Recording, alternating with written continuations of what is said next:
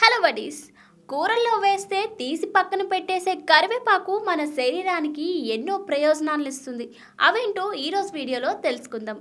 షుగర్ని కంట్రోల్ చేయడానికి ప్రముఖ పాత్ర వహించే కరివేపాకు కోసం మనం ఇప్పుడు చూద్దాం. కరివేపాకు వాసన కమ్మగా ఉంటుంది.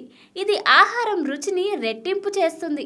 అంతేకాదు కరివేపాకు వల్ల ఆరోగ్యంలో కలిగే ప్రయోజనాలు కూడా పుష్కలంగా ఉన్నాయి. కరివేపాకులో విటమిన్లు, ఖనిజాలు సమృద్ధిగా ఉంటాయి. ఇది మన జీర్ణ వ్యవస్థను బలోపేతం చేయడంతో పాటుగా బరువు నియంత్రణకు కూడా సహాయపడుతుంది. కరివేపాకులో విటమిన్ సి పుష్కలంగా ఉంటుంది. ఇది కఫం రాకుండా మనల్ని కాపాడుతుంది. కరివేపాకులో ఫోలిక్ యాసిడ్ మెండుగా ఉంటుంది. ఇది శరీరంలోకి రక్తంని చేకూరుతుంది.